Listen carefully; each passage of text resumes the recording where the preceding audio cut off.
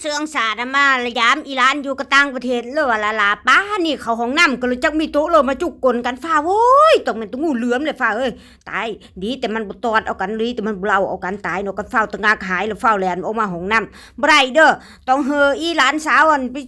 เอิ้นใต้บ้านใต้เมืองมาจ่อยไปจ้องนี่ห้องน้ำนี่บ่ปลอดภัยแล้วเด้อบ่คืออยู่กับบ้านเฮาเซอจะปุ่มเจ็บท้องปวดท้องเข้าห้องน้ำบ่อยากแล่นบอบเข้ากระเป๋าแล้วฟับอันนี้เซอจักเม็ดเลยเลอะกว่านี่ปุ่มนั่นปุ่มนี่แน่แม่นเลยนี่เขาลงโครงคางอยู่กับบ้านก็สิบ่มีสักเทื่อมื้อวู้เบิ่งโทรทัศน์ก่อนรายการเลยซะนี่อันละว่าแม่นเลอดังนี่น่ะอันละโครงคาง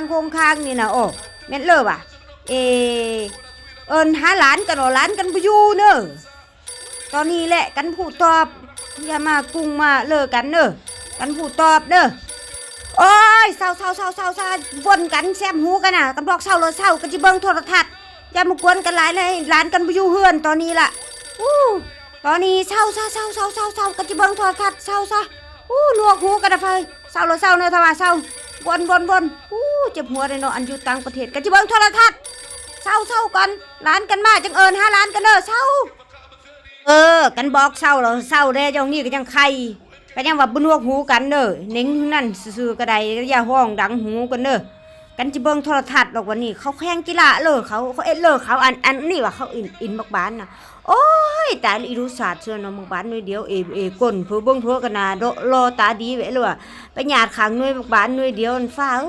อีรู้ศาสตร์เชื่อเนาะอีข้างเฮือนก็คือว่าเห็นมี5-6หน่วยเฮาซะ2-3หน่วยก่อนยัง2-3หน่วยนึงก็ยังเตะใดอยู่โอ้ก็เลยอยากไปโยนเฮาสู้หน่อยเนาะสู้หยาดเดียวเลยอีรู้ศาสตร์สู้อ่ะฟ้าเอ้ย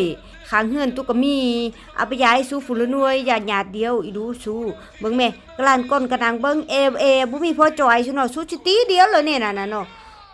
ตายเราก็เลยรู้ศาสตร์เลิกตามแต่เนอะคันลูกสาวกันมาแล้วกันเจนั่นดอกบอกลูกสาวกันไปซื้ออีกข้างเฮือนนี่เฮอสู้มีหน่วยอีนี่น่ะไปย้ายให้สู้ฝุ่นละหน่วยซะจักหน่อย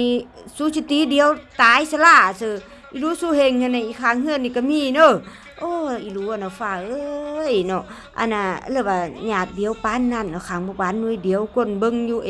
เนาะอีรู้ศาสตร์สุดเลยเนาะฟ้าเป็นยังเลยแม่ตูเอ็มเท่าเอ้ยอยู่เฮือนผู้เดียวน่ะอันลืมบอกว่าห้องน้ำมาน่ะ